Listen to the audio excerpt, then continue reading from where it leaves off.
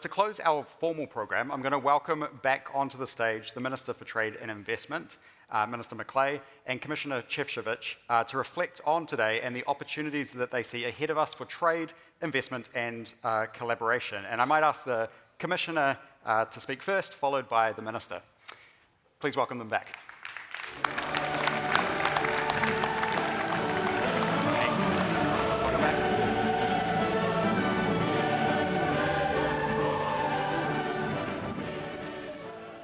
This is how you end with the European anthem. Excellent. Good afternoon once again to all of you. And first and foremost, I really would like to thank our gracious New Zealand hosts, as I learned the new word here, Kiwis. And I understand that it's okay, and that this is how a lot of things from New Zealand are being described. And I have to say that the whole day was extremely enriching for our team here, but also for myself. I learned a lot about the New Zealand high-tech, about the rocket business, about the research and innovation in agriculture and in many other spheres. I also was very happy to discuss with the business leaders, many of you, about the new projects which wouldn't have happened if we wouldn't conclude the free trade agreement a few years ago, about the big projects in infrastructure, in transport, in agriculture. And as I was saying this morning, now I'm much more convinced than I was a few hours ago.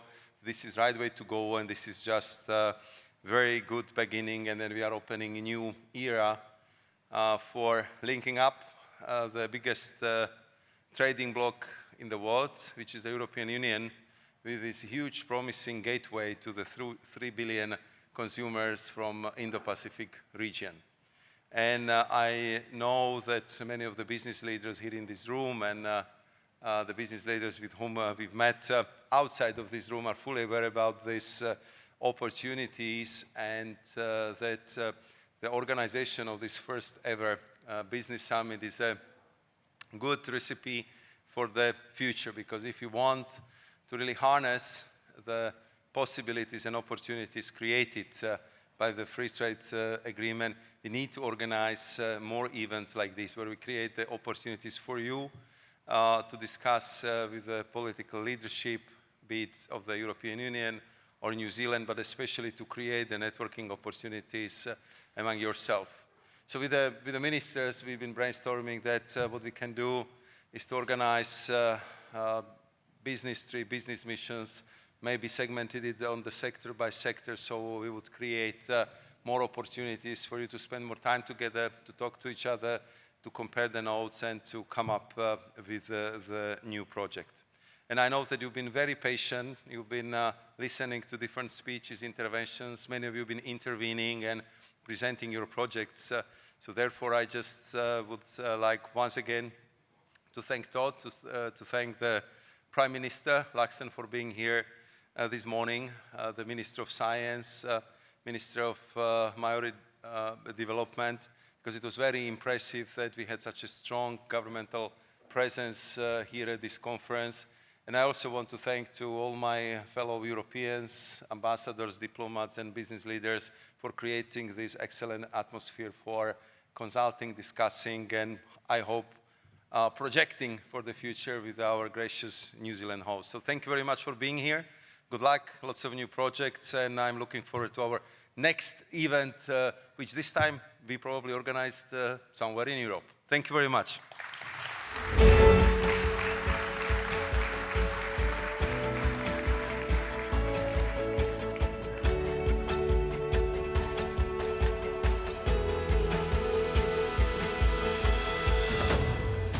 Well, Maroš, thank you so much, ladies and gentlemen. I hope you have enjoyed the day. I know from speaking to many of you the exceptional contacts and connections you've made, and just how enthusiastic everybody has been, not only in the great turnout, but in the many, many opportunities. Maroš, thank you so much for your effort today too. I've just had a look. It is right now 5 o'clock in the morning in Brussels, and so he has stayed awake for the whole of the night. And as Ministers New Zealand of Trade, I think it's only fair that I now stay awake for the whole of my night until 5 in the morning. But Commissioner, you stay with me awake for the rest of the time too. I can also say my lovely partner Anna has thought about what you've said about your wife Helena. And just as a token of our appreciation, we've arranged for 2 All Blacks to go back with you on the plane to your country, so that if she wants to go to a gym, she might bump into one of those All Blacks there exercising. But look, can I really thank you and the entire European delegation, your ambassadors from New Zealand and from Australia, all of the businesses, the large parliamentary delegation that has also come here from Estonia. I had a chance to just talk with them. The significant effort on behalf of all of those from you who have come down to the other side of the world to join us in New Zealand to celebrate a free trade agreement that everybody everywhere should not only be celebrating, they should be emulating. We've seen trade grow significantly over the last 18 months. It was worth both sides rushing as quickly as we could to get that agreement into place. But I know very much just from the feeling in the room, from your conversations and the great commitment you've all shown, that actually the years ahead will be much, much better for us than the first 18 months of the FTA. On our part, from the Prime Minister who was here, I think our Deputy Prime Minister was also here and spoke to you, me as Minister of Agriculture and Trade, my ministerial colleagues, 3 of them who were here, of climate change, also of science and research and universities, and of course Tama Plotaka, who is also Maori Development, Economic Development. He's also our Minister of Conservation. And we had the Honourable Damien O'Connor, who's the spokesperson from the opposition responsible for trade. We've come to tell you that New Zealand is open for business. It is a wonderful place to come and cooperate. Don't just come down here to invest and come down to start or set up a business. Come down to partner, come down to find friends, come down to make sure that the relationship that we share with the European Union, and even more importantly, every single member state of the European Union, can not only grow, that the free trade agreement is something we continue to remain proud of. Please enjoy yourselves whilst you are here. It's a lovely, friendly place. Auckland is wonderful. Get out around the country.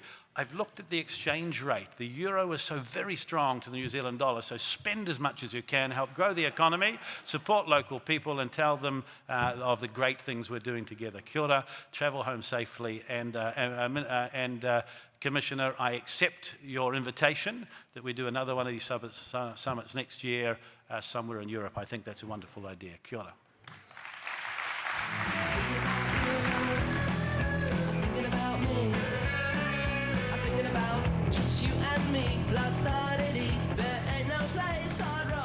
Right, well, thank you both. That was an excellent wrap up. It has been a full and insightful first European Union New Zealand Business Summit, and a great way to strengthen the partnership between our 2 regions.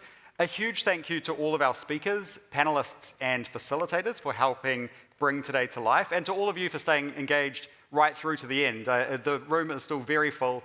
I can see there's a few people ready to creep out to the drinks. Thank you again to the summit partners for making today possible: New Zealand Trade and Enterprise, Maersk, B6 Watpac, Waipapa Taumataro, the University of Auckland, OHB, Business New Zealand, the Auckland Business Council, Kia Aerospace, and Zespri. And I have been told we have got quite a few kiwi fruit here, so if anyone would like to take one of those beautiful Zespri kiwi fruit home, please grab one on your way out. Thanks also to everyone who has worked so hard for months to make today a success, in particular Ambassador Lawrence Meredith and his exceptional team. Yeah, give them a round of applause.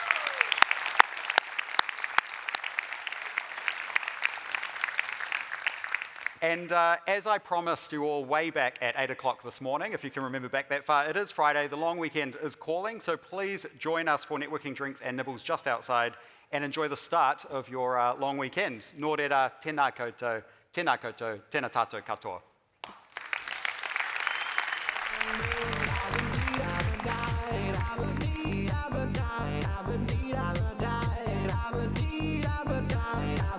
Abba